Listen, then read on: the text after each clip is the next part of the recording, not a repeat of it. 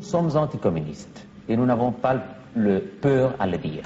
Naturellement, les communistes nous considèrent ses ennemis et nous sommes très honorés. Très honorés d'être considérés ennemis par le communiste. Nous sommes ennemis des communistes. Mais ce que vraiment c'est difficile de comprendre pour nous, c'est pourquoi les démocraties occidentales, ou la plupart des démocraties occidentales, des démocrates de l'Occident, nous attaquent.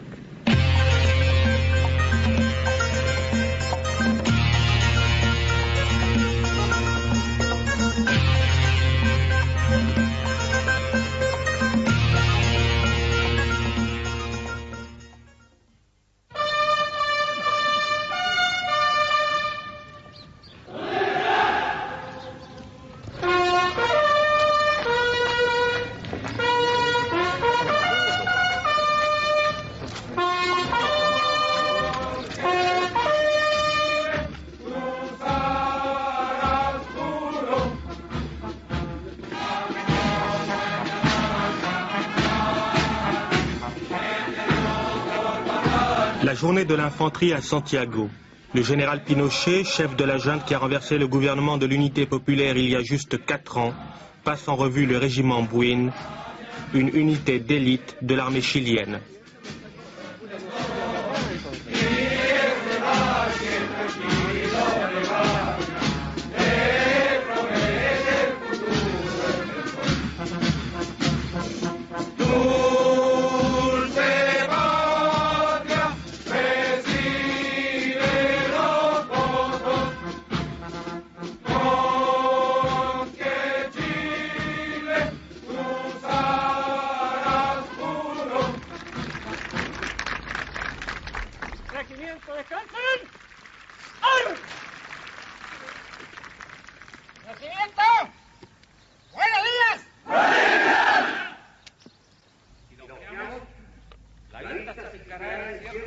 Depuis septembre 73, avec les 3 autres membres de la junte, le général Pinochet tient solidement le pays en main. Les militaires se sont donné pour mission d'instaurer la sécurité, l'ordre, la tranquillité.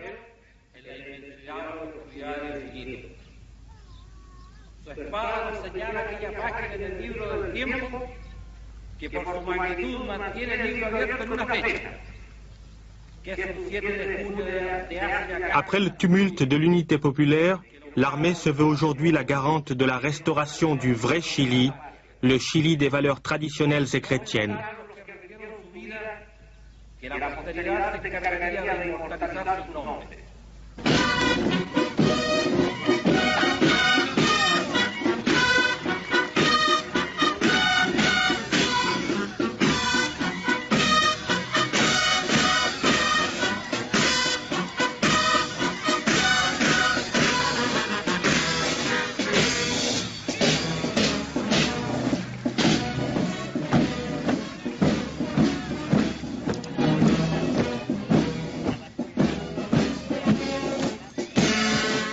Mais les militaires au pouvoir ne se sont fixés aucun délai précis pour remplir leurs objectifs.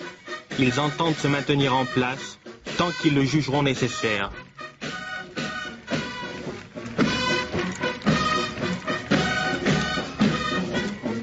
Si le général Pinochet a affirmé son rôle au sein de la junte, il n'a pas créé un pouvoir personnalisé. Et le style des militaires au pouvoir répond à un état d'esprit très particulier. Ils ont fait une opération de terreur, réellement, pour contraster et pour annihiler le terreur marxiste. Se montrer plus terroriste que les terroristes. Alors, au moins plus fort. Je ne sais pas si plus terroriste, mais enfin, plus fort. Plus fort.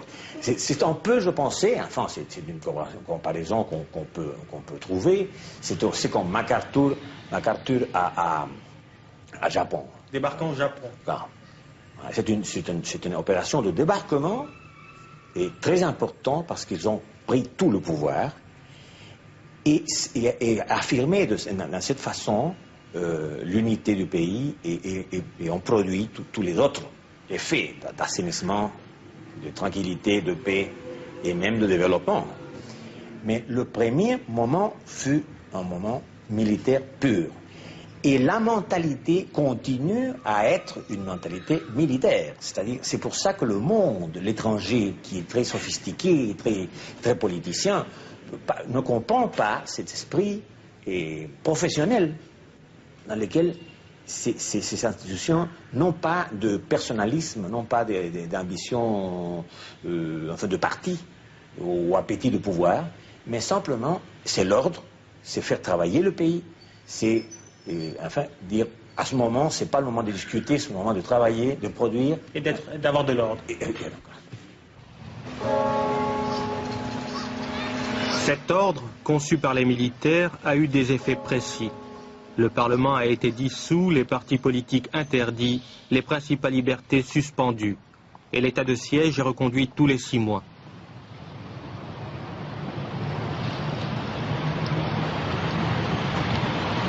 Sous l'apparente normalité de la vie quotidienne, un carcan existe.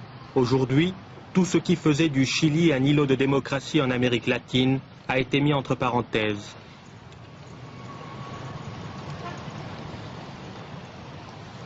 La junte tente de fonder sa légitimité idéologique en se réclamant des idées de Diego Portales. Ministre des Finances au début du XIXe siècle, Portales est considéré comme le fondateur de l'État chilien. Il a été l'architecte d'un régime autoritaire, pur et dur. Est-ce qu'à votre avis, l'héritage de Diego Portales est actuellement appliqué au Chili? Complètement oui. Mais quel est cet héritage, à vos yeux? L'héritage de Diego Portales est principalement un gouvernement autoritaire et vertueux. Quand le 11 septembre 1973, les militaires ont bombardé la Moneda et renversé Salvador Allende, ils se réclamaient déjà de ces principes, au nom desquels ils allaient balayer les traditions démocratiques du pays.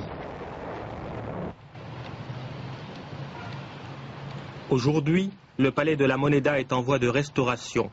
Le général Pinochet s'y installera dès que les travaux seront achevés. La Moneda symbolisera à nouveau le pouvoir suprême du Chili, un pouvoir dont on ne veut plus qu'il soit issu de la volonté populaire. Vous pensez qu'il ne faut plus revenir sur la démocratie parlementaire? Si par démocratie parlementaire, on comprend ce que nous avons vécu au Chili, je crois que c'est impossible de retourner à ça, et je crois que personne ne le désire au pays. Parce que nous avons la conscience que les problèmes du pays ne peuvent pas être résolus par des assemblées irresponsables. Vous pensez qu'il faut éliminer le suffrage universel? Je pense que grande part du mal vient du suffrage universel, c'est vrai ça. Je pense qu'une des grandes contradictions du siècle, de ce siècle et de l'avance et de le siècle XIX, est le suffrage universel, qui arrive à donner la même importance à l'opinion de ceux qui ne savent pas lire et écrire à l'opinion du professeur. C'est une contradiction que la raison n'accepte pas.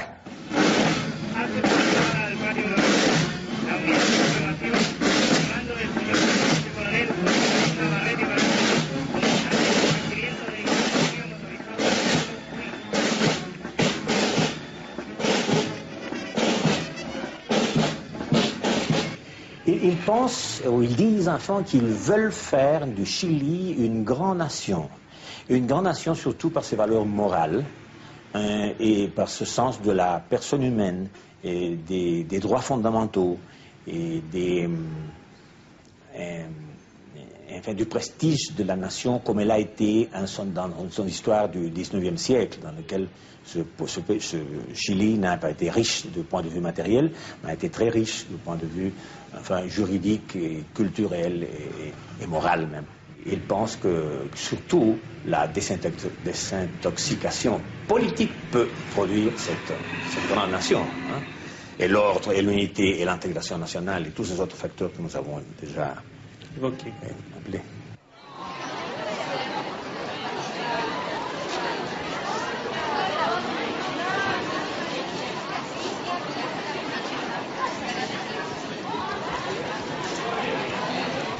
On retrouve cet état d'esprit dans tous les secteurs de la vie nationale.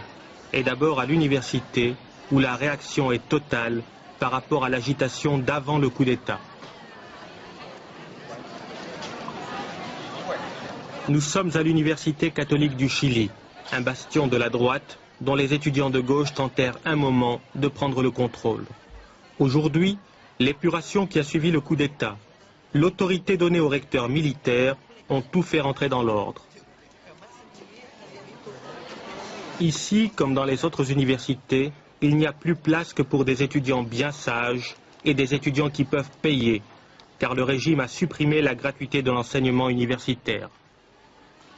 L'ambiance, je ne sais pas si c'est bien, l'ambiance qu'on vive ici, c'est seulement d'étudier, de s'amuser, de parler et ne pas des affaires politiques. C'est tout à fait une vie universitaire tranquille, oui. Normale, et je suis très contente. Mais alors donc, les étudiants qui faisaient l'agitation autrefois ont quitté l'université maintenant. Oui, bien sûr, parce qu'ils sont très mauvais. Oui. Parce que je ne sais pas, c'est-à-dire que ce ne sont pas des bons éléments pour être à l'université. Et pour Chili.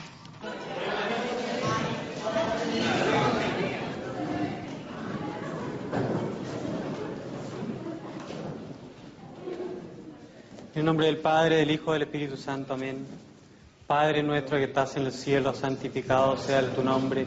Venga a nuestro reino, hágase tu voluntad, así en la tierra como en el cielo. Danos hoy nuestro pan de cada día, perdona nuestras ofensas, que nosotros perdonamos a los que nos ofenden. No nos dejes caer en tentación y líbranos del mal. Álvarez, Arellano. Señorita Aristía. Si la prière au début du cours est une initiative personnelle de Maximiano Errázuriz, professeur de droit, en revanche, l'appel est une pratique généralisée. Illustration de ce retour à l'ordre et à la discipline, valeur clé de la junte au pouvoir.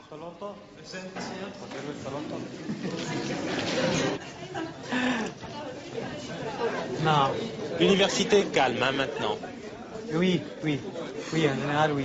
Par rapport à l'ancienne période qui était très politisée. Mais surtout parce que maintenant, les étudiants, les élèves, ils savent très bien que la seule manière de pouvoir obtenir la possibilité de travailler, c'est d'être un bon étudiant, un bon élève et après un bon avocat. Tandis qu'avant, la seule chose qui était la plus valable, c'était le parti politique. À notre avis, le parti politique, c'est là où on peut faire la politique, pas à l'université.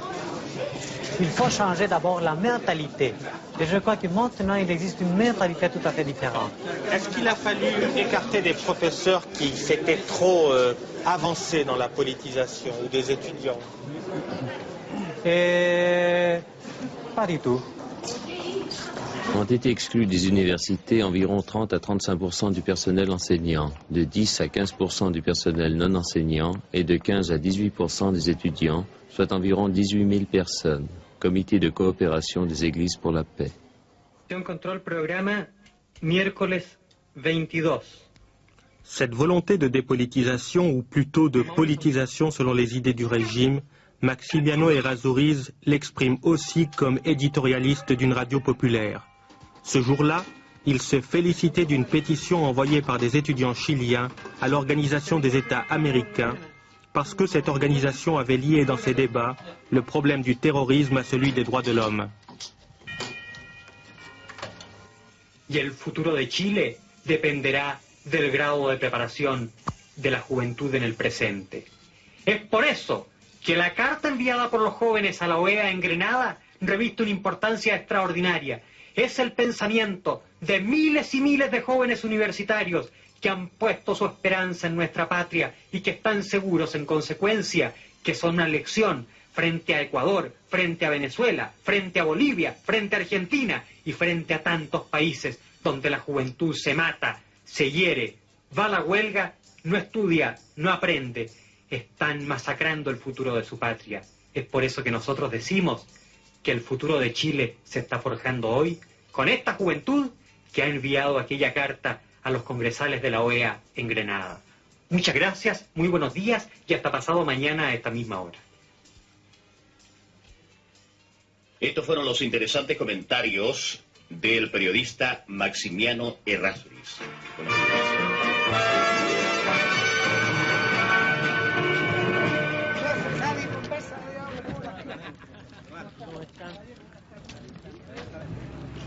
Cette notion de dépolitisation, de retour à l'ordre, elle est encore plus sensible dans le monde du travail.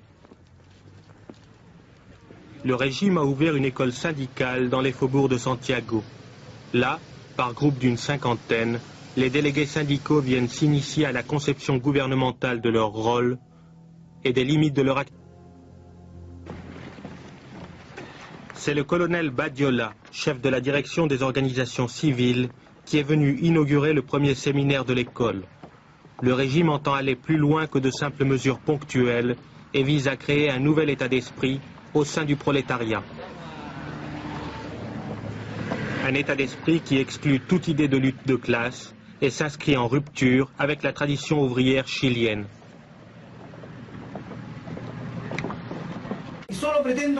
Je prétends seulement avoir avec vous une conversation franche et ouverte, comme un soldat, avec la franchise que m'enseigne mon institution. Je vous invite à dire quels sont les problèmes, quelles sont les inquiétudes dans le pays et comment le gouvernement militaire peut y répondre. Je vous souhaite la plus grande bienvenue et je vous demande votre collaboration, votre attention et votre sacrifice pour que la tâche entreprise ici le soit réellement au bénéfice de l'immense masse ouvrière chilienne qui veut s'intégrer à l'œuvre que ce gouvernement est en train de réaliser.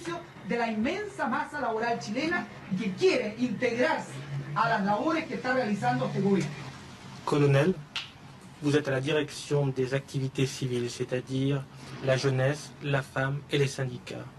Comment pouvez-vous définir la volonté du gouvernement de coordonner ces activités ? La direction des organisations civiles est un organisme qui a été créé par le régime actuel. Après le 11 septembre 1973, on a cherché à établir un lien, un point de rencontre entre le gouvernement et la société.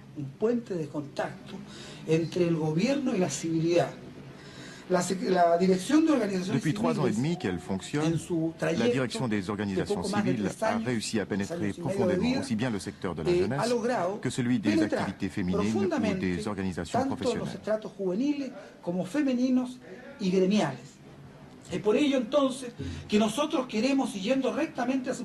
Pour nous, nous voulons que le dirigeant d'un secteur professionnel, qu'il soit dirigeant d'un syndicat ou d'une branche professionnelle, se préoccupe essentiellement des problèmes de son secteur propre, se préoccupe des conditions de travail dans son secteur, y compris des problèmes économiques des personnes qui travaillent dans toute la gamme des activités du secteur concerné, et qui ne se préoccupe pas des problèmes de nature politique, de refaire le Chili et le monde, étant entendu que son souci primordial, la loyauté à l'égard de sa propre organisation, doit se limiter aux problèmes syndicaux.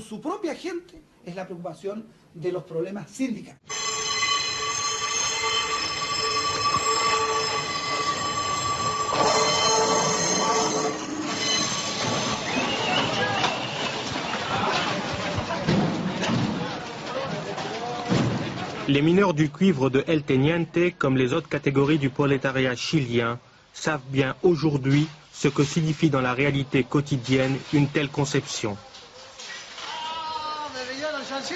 Même s'ils constituent la partie la plus favorisée de la classe ouvrière du pays, ils ont vu eux aussi leurs droits acquis et leur liberté d'action singulièrement réduits.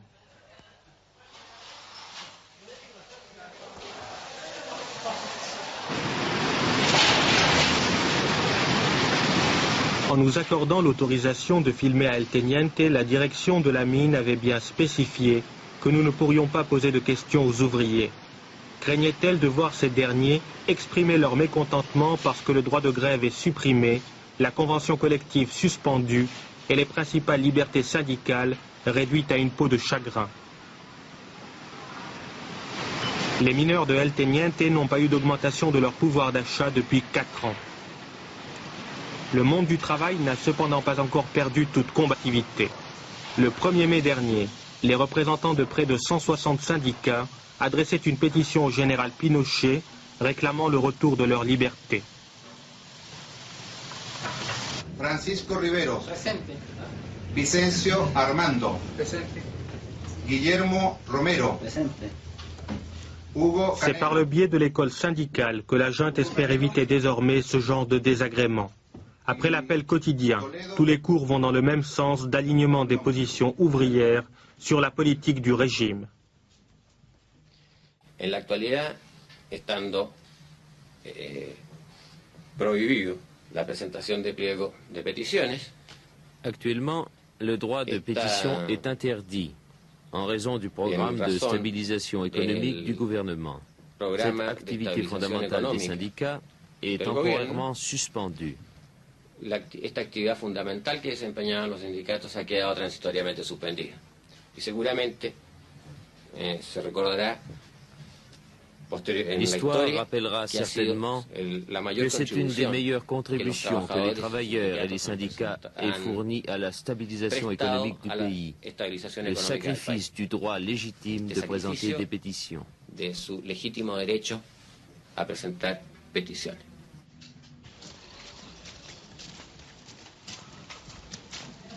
Dans les campagnes chiliennes, c'est à une autre forme de retour à l'ordre que l'on assiste actuellement.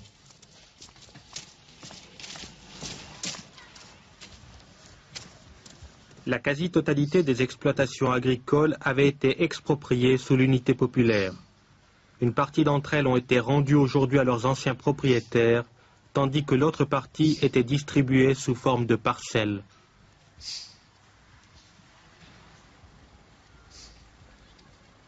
En donnant aux paysans la propriété de petites parcelles, ce que les gouvernements précédents n'avaient pas fait, le régime prétend réaliser, lui, la vraie réforme agraire.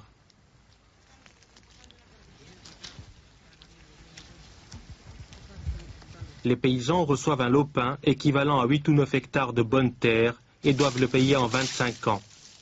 Mais, acculés par les difficultés financières, n'ayant pas les connaissances techniques ni le matériel nécessaire, certains commencent déjà à revendre leurs parcelles.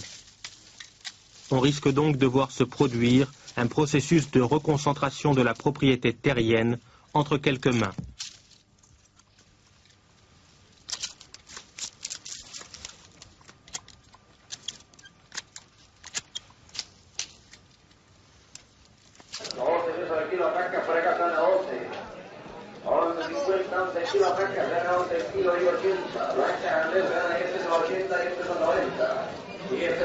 Pour l'heure, cependant, une partie des métayers, des éleveurs, des moyens propriétaires, sans parler des grands, affichent leur satisfaction de voir le calme revenu dans les campagnes.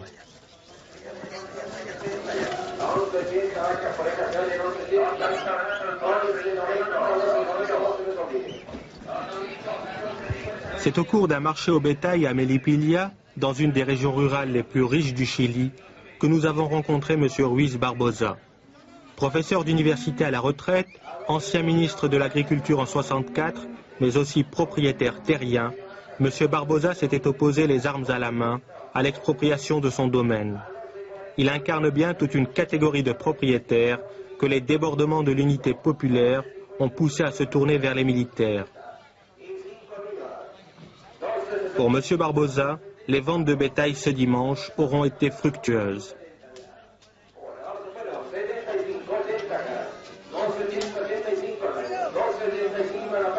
Mais pour lui, aujourd'hui, le principal motif de satisfaction tient à ce que, comme il nous le disait, on peut à nouveau travailler dans l'ordre.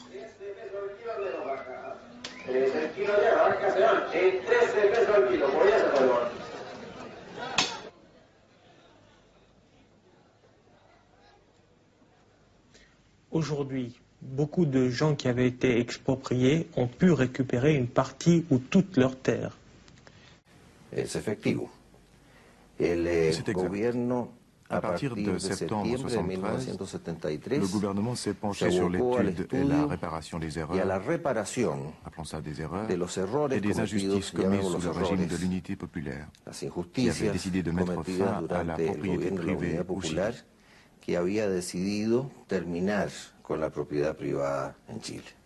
En tant qu'agriculteur, est-ce que c'est un élément qui vous satisfait aujourd'hui?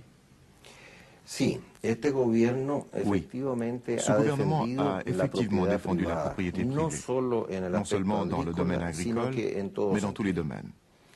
Et c'est là peut-être l'un des aspects les plus positifs de l'action de ce gouvernement pour la récupération nationale. En este momento no podemos hablar de lucha de clases. Yo puedo decirle en ce moment, on ne peut pas parler de lutte de classe. Je peux vous dire que durant l'époque de l'unité populaire, mes relations avec mes ouvriers n'étaient plus aussi cordiales qu'auparavant. Aujourd'hui, nous sommes revenus à un esprit d'entente authentique. A ese verdadero entendimiento.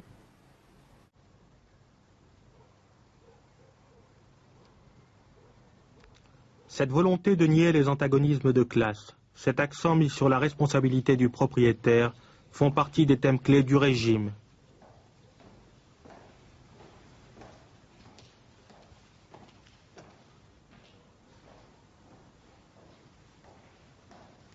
Cette vieille maison de maître que Maximiano Errázuriz nous a fait visiter et qui avait auparavant appartenu à une branche de sa famille est un symbole de ce passé mythique d'harmonie sociale, de concorde nationale auquel le régime veut aujourd'hui revenir.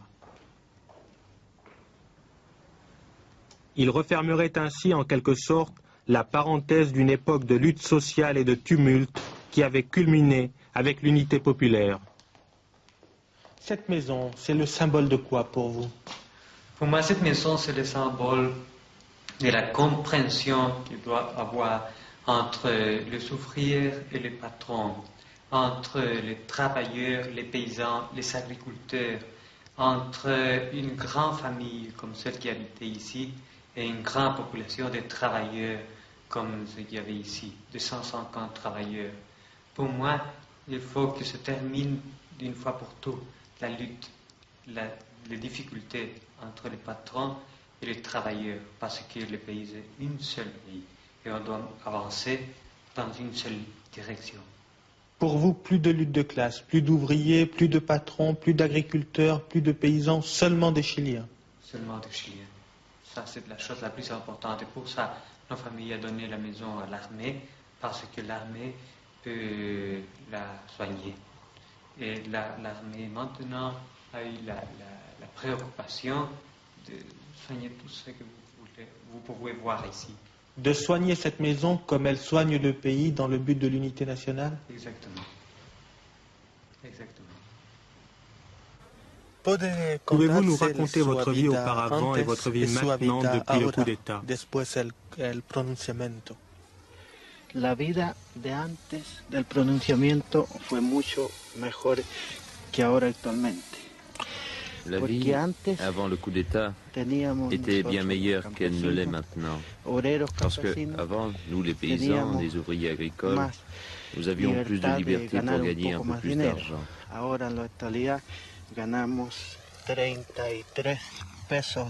Aujourd'hui, je gagne 33 pesos par jour. Avec cet argent, une famille ne peut rien faire, ni donner de l'instruction aux enfants, ni vivre dans des conditions normales. Si bien qu'on est obligé de se restreindre beaucoup. Et vous faites partie d'un syndicat? Oui, j'ai été membre d'un syndicat qui n'existe plus maintenant. Pourquoi? Il n'existe plus depuis le coup d'État, parce qu'il n'a plus de pouvoir. C'est une situation de force majeure qui le rend impuissant. Tout cela n'a plus de pouvoir. Ou, si vous voulez, si vous êtes membre d'un syndicat, vous êtes mis à la porte. Cela se fait immédiatement. Ici, on ne peut rien faire sans que la junte militaire vous sanctionne. Et après le coup d'État, j'ai été congédié sans aucun motif valable. Maintenant, où travaillez-vous? Dans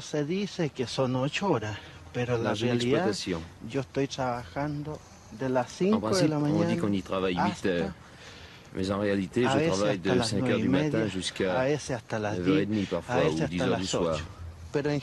Mais en général, on ne travaille pas 8 heures, comme vous pouvez voir, et beaucoup plus, 13, 14 heures.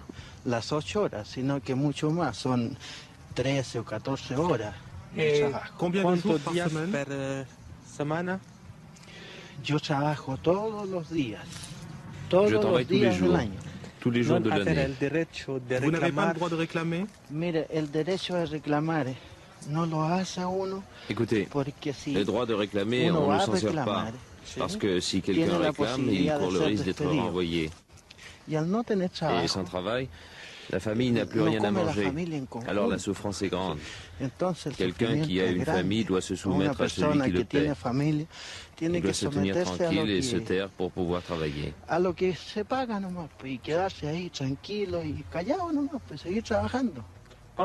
Est-ce que vous pensez que sous ce gouvernement, votre vie peut s'améliorer? La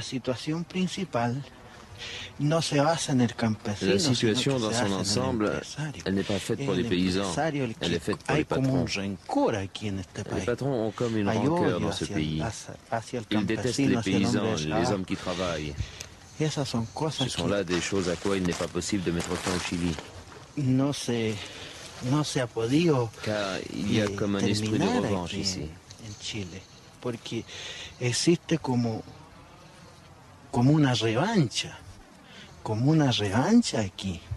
Une revanche de la part de ceux qui, avant... Oui, une revanche par rapport à la période précédente. Parce qu'avant, il y avait des syndicats.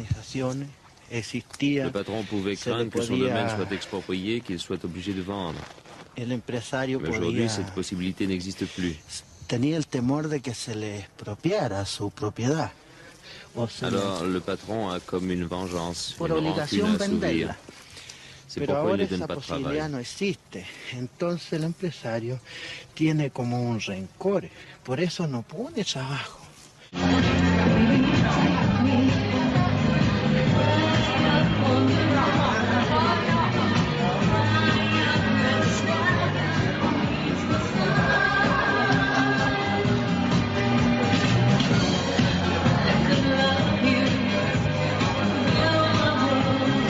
Bien loin de l'univers d'un ouvrier agricole, un nouveau shopping center à Santiago, un samedi matin.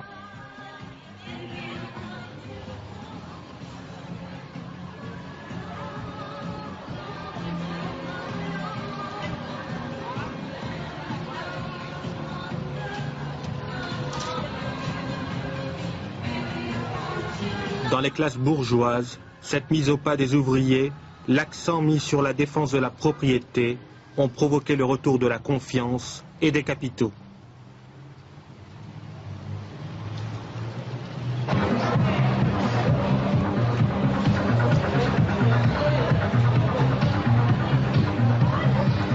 À nouveau, tout est là, en abondance, pour ceux qui ont les moyens de payer. La mode de Paris, de Rome ou de Londres se vend bien.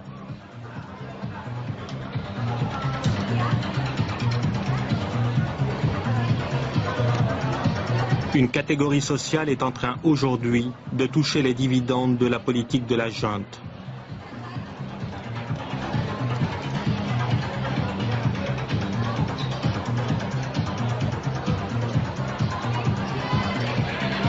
Toute une bourgeoisie marchande peut de plus en plus s'adonner aux joies de la consommation, en sachant bien que les voies du profit sont à nouveau totalement libres. Vous développez vos activités à un rythme très rapide actuellement. En effet, c'est cela. Nous développons nos activités. Et comme nous avons foi dans le système, nous pensons que la politique économique du gouvernement est correcte et saine, en accord avec nos idées et nos principes économiques.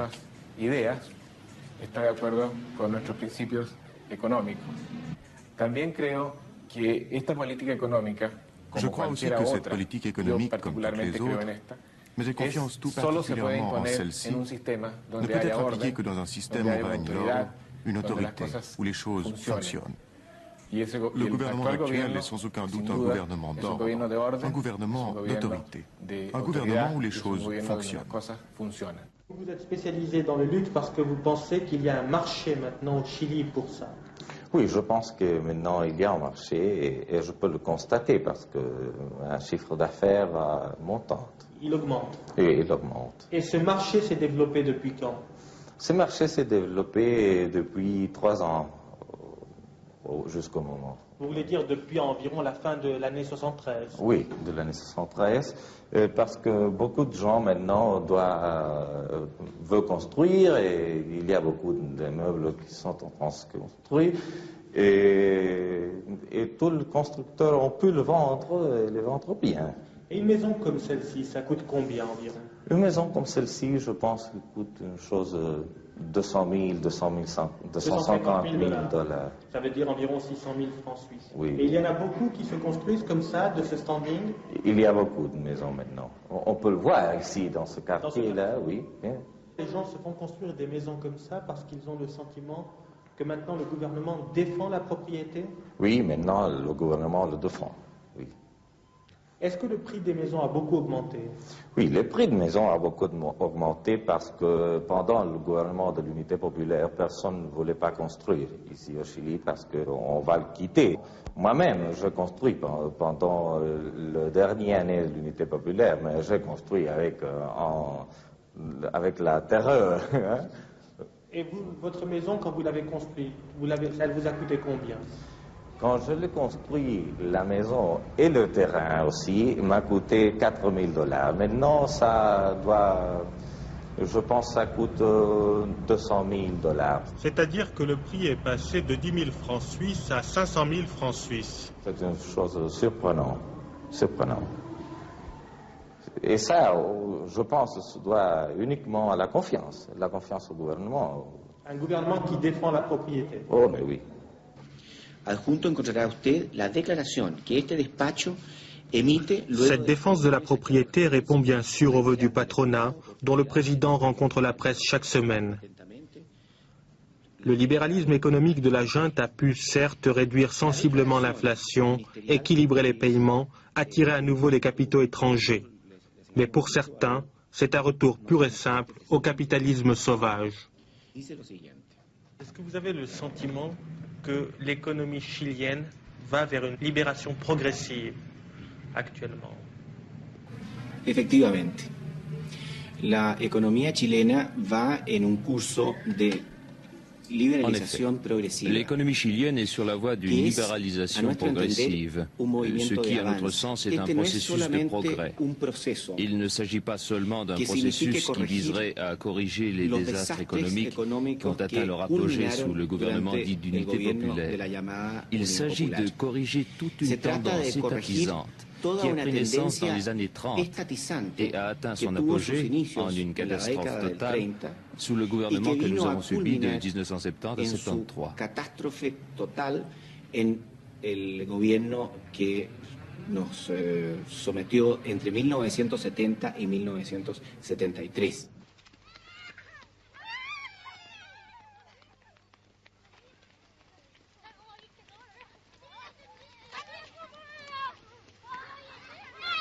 C'est dans les poblaciones, ces bidonvilles qui ceinturent Santiago, que l'on peut mesurer tout le poids que la politique économique du régime fait peser sur les plus défavorisés.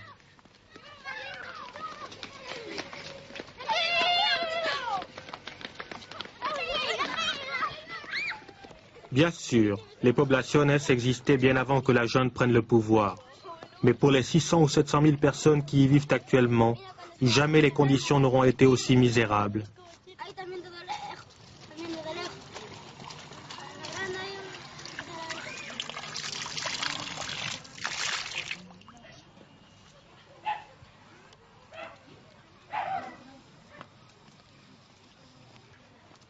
Ici, la détérioration du milieu ambiant créé par la mauvaise situation économique apporte le lot des problèmes sociaux habituels.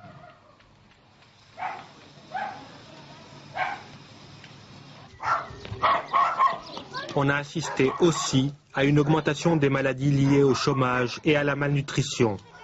Car même pour les chefs de famille qui ont la chance de trouver un emploi, le salaire est généralement si bas qu'il permet à peine de se maintenir à un niveau de survie.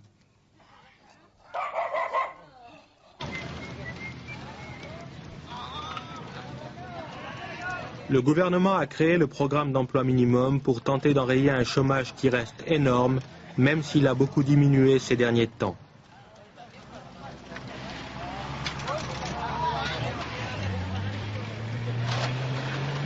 Ce programme touche en moyenne 200 000 travailleurs sans emploi, recrutés par les municipalités pour des travaux publics, à un salaire largement inférieur au salaire minimum garanti. Ce sont en fait 800 000 personnes qui survivent aujourd'hui par ce programme. Vous êtes à l'emploi minimum? Oui. Vous travaillez là tous les jours? Tous les jours. Pour la municipalité de la Granja? Oui, mademoiselle. Combien gagnez-vous par mois? 700 pesos par mois. Vous aussi, vous êtes à l'emploi minimum? Oui. Depuis longtemps? Moins d'un an. Et vous, depuis plus longtemps? Oui, un peu plus. Depuis août de l'an dernier. Vous êtes satisfait? Eh bien, je suis content de pouvoir travailler ici. Parce que vous savez, quand on n'a pas de travail, il n'y a que l'emploi minimum. Votre mari travaille? À l'emploi minimum. À l'emploi minimum. Cela paye très peu. Oui. Combien qu'il gagne? 300 pesos par quinzaine. Ça fait 600 pesos par mois. Et comment vous débrouillez-vous? Comme on peut, je lave le linge des autres. Ah bon, ça aide un peu. Oui. Combien coûte un kilo de pain? Un kilo de pain, 8 pesos 50. Combien en achetez-vous par jour? 2 kilos. 2 kilos de pain, 17 pesos, soit 510 pesos par mois pour le pain. Reste environ 100 pesos pour vivre. Aujourd'hui, pour bon nombre d'ouvriers, un kilo de pain représente entre 1 et 3 heures de travail. L'Église s'occupe actuellement d'un certain nombre d'œuvres charitables, dont les fameuses cantines. Est-ce que le besoin de telles œuvres est en augmentation au sein de la population ou est-ce qu'il est en diminution actuellement? Je dirais que le besoin de ces œuvres se maintient constant et peut-être augmente, surtout par rapport au problème fondamental qui est le chômage, qui conditionne tous les autres problèmes, la faim, les difficultés d'éducation, de santé. Nous avons nettement l'impression que les gens pauvres, les gens des secteurs de conditions économiques plus faibles, tend à s'affaiblir. Les statistiques sont très claires. Le problème du chômage est vraiment très relevant. Et on ne voit pas qu'il y ait une voie très ouverte pour la solution, un améliorement. Une amélioration.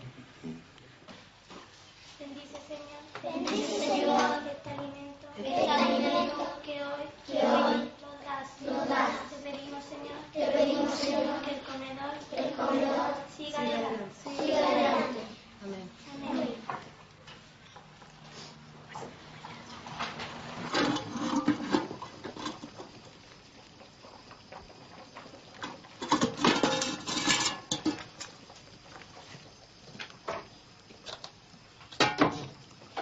Cette cantine populaire, comme les 400 autres ouvertes dans le pays, a été le moyen trouvé par l'Église à travers le vicariat de la solidarité pour tenter d'enrayer la montée de la malnutrition et de la faim depuis le coup d'État.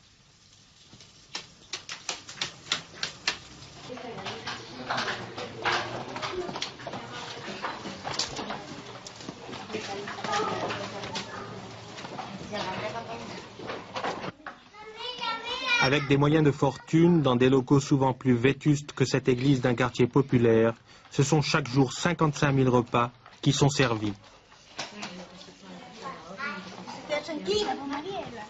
Ici, on ne sert pas de viande, faute de moyens.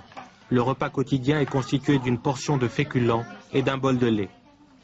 Le lait que vous voyez ici provient par exemple de l'aide suisse qui en a fourni 60 tonnes en poudre. Mais à l'heure où nous tournions ces images, le stock était en voie d'épuisement. Et sans la solidarité internationale, le vicariat devrait réduire dramatiquement son action. Une action au résultat évident. Cette petite fille, par exemple, était au stade extrême de la malnutrition avant d'être accueillie par la cantine. 2 tiers des enfants qui fréquentent les cantines souffrent de dénutrition à des degrés divers. ce sont eux qui constituent les premières victimes de l'inégalité croissante de la société chilienne.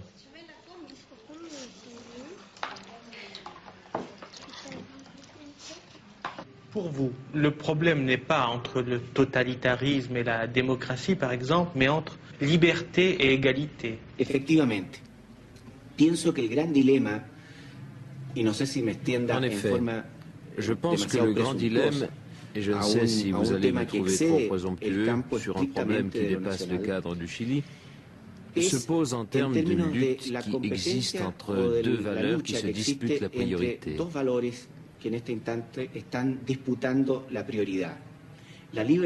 C'est-à-dire la liberté individuelle face au concept d'égalité. Nous pensons que c'est la liberté qui est la grande tâche à réaliser dans le monde. Au Chili, cette notion s'est développée dans le domaine de l'économie. Nous la développons aussi dans le domaine social et nous voudrions la voir appliquée à tous les secteurs de l'activité humaine. Je le répète, le dilemme pour nous est entre liberté et égalité. Pour vous, c'est donc priorité à la liberté sur l'égalité. Exactement. Pour nous, la liberté est la valeur suprême car elle est l'essence de l'être humain.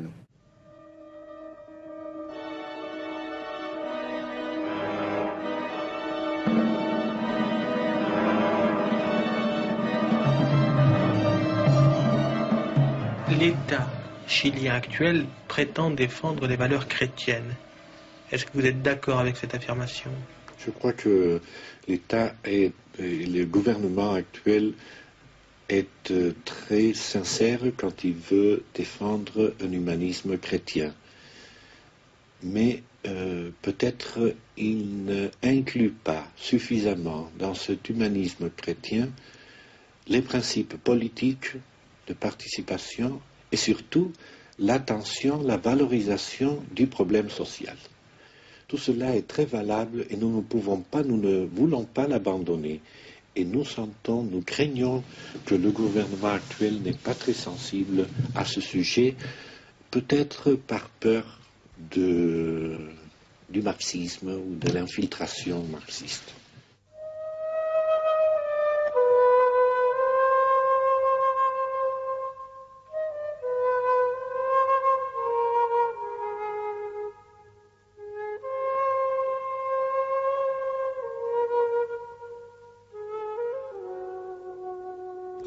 Indépendamment de la détérioration de leur situation économique, ce sont surtout les classes populaires qui payent très cher cette hantise de la junte à l'égard du communisme, de la subversion ou de ce qui peut de près ou de loin leur être assimilé.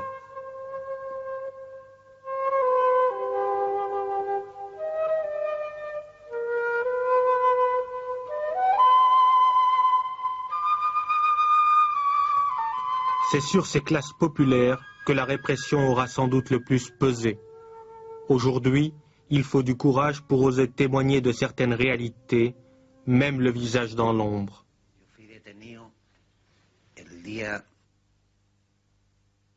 Durante 9 meses estuve detenido, fui tomado por el CIN, entregado al DINA, donde fui torturado durante 22 días. De ahí pasé a 4 Álamos. En 4 Álamos pasé en calidad de justamente de incomunicado. Después estuve en 3 Álamos y de 3 Álamos me llevaron a Punchuncaví. En Punchuncaví vine a recobrar mi libertad el día. Y de ahí he llegado a mi casa, donde he encontrado en la miseria más grande tanto a mi señora y a mis hijos.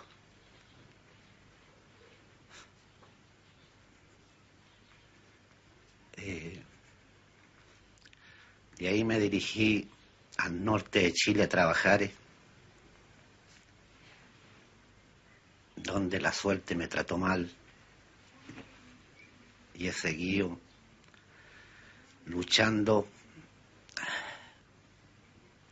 para poder sobrevivir con mis hijos. Todos los piojos que mis hijos tienen actualmente, le doy gracias al gobierno que es actual. Ahora estoy esperando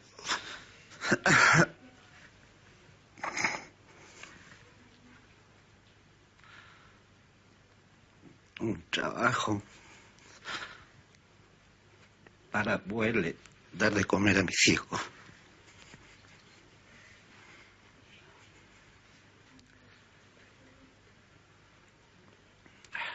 No sé hasta cuándo irá a durar esta pesadilla que tenemos nosotros los chilenos. Bastante cara estamos pagando los errores que algunos han cometido. Como trabajador chileno, soy uno de los perjudicados que me encuentro.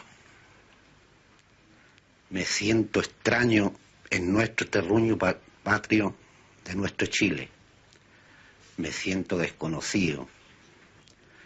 Mi señora actualmente atraviesa por un sistema nervioso que ya ella debía de hospitalizarse.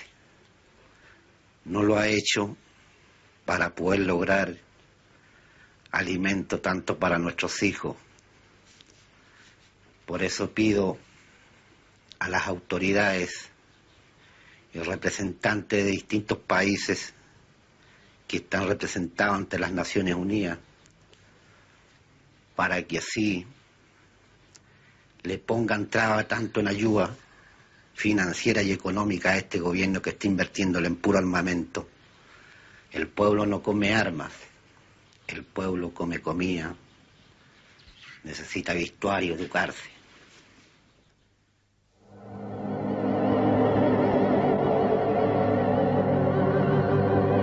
Mais il n'y a pas que la torture ou la sanction économique. Le problème des disparus reste aujourd'hui lancinant. Récemment, Monseigneur Alvear, évêque auxiliaire de Santiago, célébrait une messe pour les disparus devant des centaines de leurs familiers réunis dans une église des faubourgs de la capitale.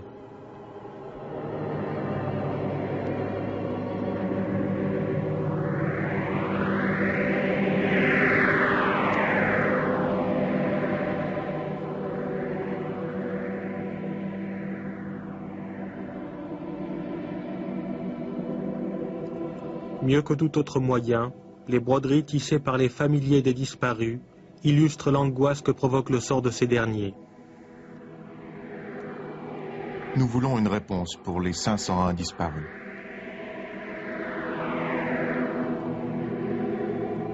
Ça a été le problème le plus douloureux que nous avons eu à connaître. Et nous avons demandé même officiellement, dans une déclaration du comité permanent de l'épiscopat, que le gouvernement donne une réponse définitive sur le sort de ces personnes qui ne peut être mise en doute. Effectivement, c'est d'une façon très nette établie qu'au moins ces 500 personnes ont disparu ayant été arrêtées par la police. Et là même où vous êtes assis, il y a eu au mois de juillet l'année dernière un ami, le mois suivant il a disparu et jusqu'à présent on n'en sait rien de lui. On a retrouvé seulement sa voiture en pouvoir d'un membre de la police. Et là, malgré les démarches de l'Église, on n'arrive pas à avoir de précision? Non. Le gouvernement constamment refuse de donner des explications là-dessus. On craint qu'ils ne puissent pas en donner davantage et que ce sont des victimes malheureuses de cette situation que nous avons traversée. Et la Cour suprême a reçu une requête concernant les cas de 501 disparus au cours de ces 3 dernières années. Quelle a été la position de la Cour suprême et qu'a-t-elle fait? La Cour suprême a donné des instructions dans chaque cas d'un disparu à des tribunaux criminels de faire l'investigation de chaque cas de disparu, que la Cour suprême n'a pas les contrôles des arrestations pour l'état de siège. Les pouvoirs judiciaires dans les arrestations de l'état de siège ne peuvent pas intervenir, parce que c'est une faculté spéciale, une faculté privative du président de la République. En vertu de la séparation du pouvoir de l'État, en ce cas précis, prévu pour la constitution politique du Chili, les tribunaux ne peuvent pas intervenir et connaître les nombres de détentions. Seulement les nombres de détention. Et les nombres de personnes détenues.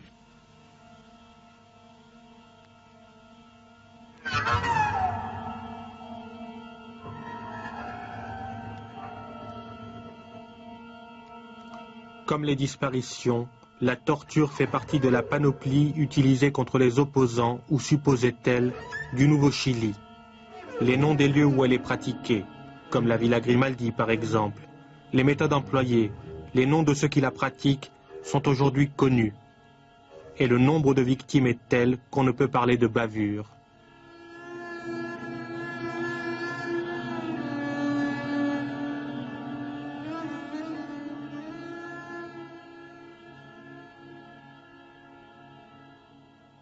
Et par rapport aux allégations de torture... Par rapport aux allégations de torture, je dois dire, évidemment, qu'il y a eu de torture. Dans certains cas, certaines personnes appartenant à des forces de l'ordre de la police ou des forces militaires ont fait l'objet de certaines personnes de torture. Mais c'est faux qu'on dit que c'est en politique voulu par le gouvernement chilien. Mais à l'heure actuelle, disons, ces allégations de torture continuent.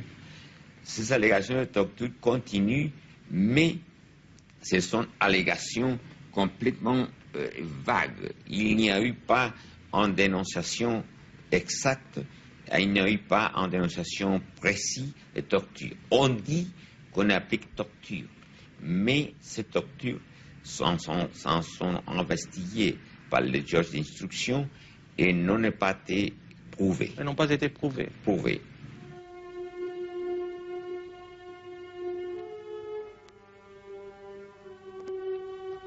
Consciente du tort que les emprisonnements et les tortures font subir à son image de marque, la junte a adopté récemment le décret 504. Ce texte prévoit l'exil des prisonniers politiques pour peu qu'ils aient purgé une partie de leur peine et qu'un pays d'asile leur ait accordé un visa.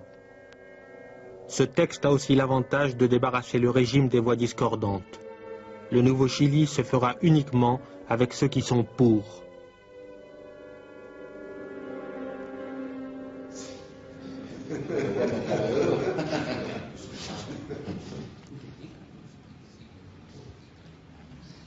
Ce même principe semble avoir guidé le choix des 8 membres de la commission chargés d'élaborer la nouvelle constitution.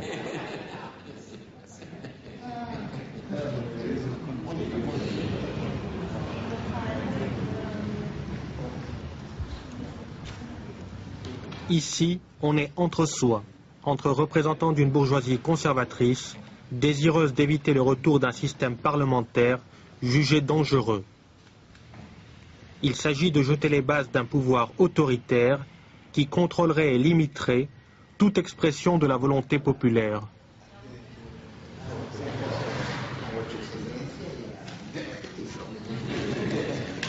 Il y a une expression qu'on entend beaucoup ici, qui est celle de démocratie protégée et autoritaire.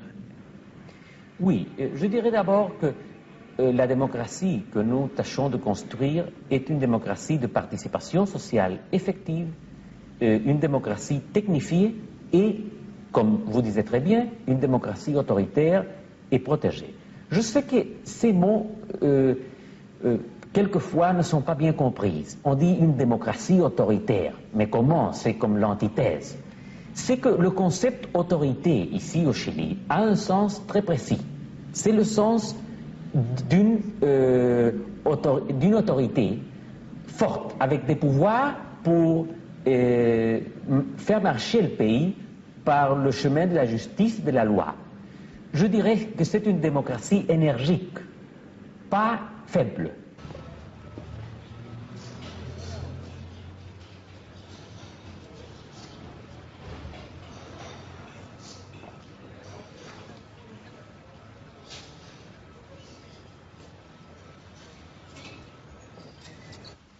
En Chile, ¿no es cierto?, la inflación se mide por el índice de precio al consumidor. Fondée en 1975 par la junte, l'Académie supérieure de sécurité nationale a pour élèves des personnalités comme Maximiano Errázuriz, des cadres supérieurs de l'État ou du secteur privé et des militaires de haut rang.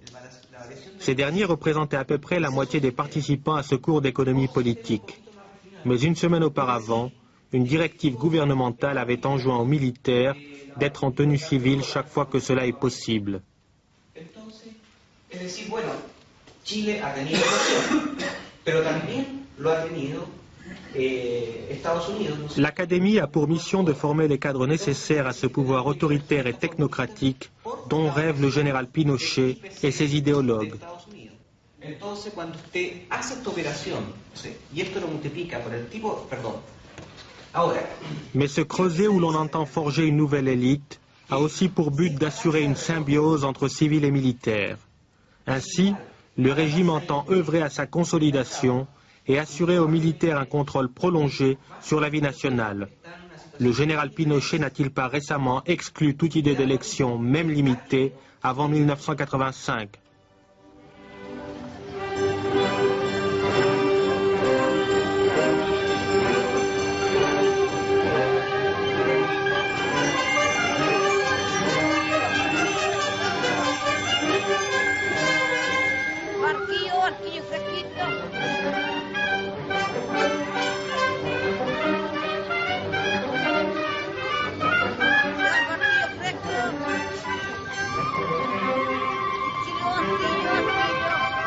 Tous les dimanches, sur la Plaza de Armas, au cœur de Santiago, on vient écouter le concert donné par l'orchestre des Carabineros, symbole de cette normalité retrouvée que la junte met en avant pour tenter de se faire accepter de la population.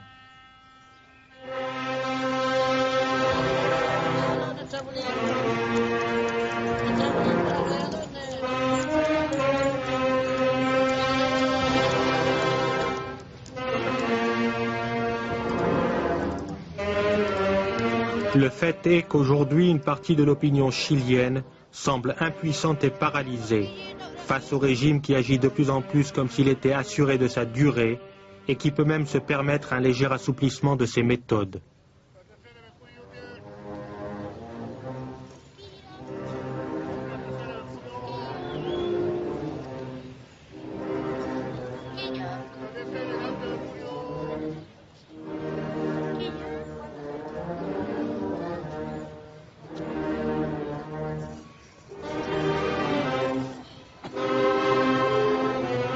Mais le régime pourra-t-il sans encombre mener à son terme la greffe idéologique qu'il a entreprise sur le peuple chilien? La démocratie, même traditionnelle et imparfaite, serait-elle donc si facile à enterrer?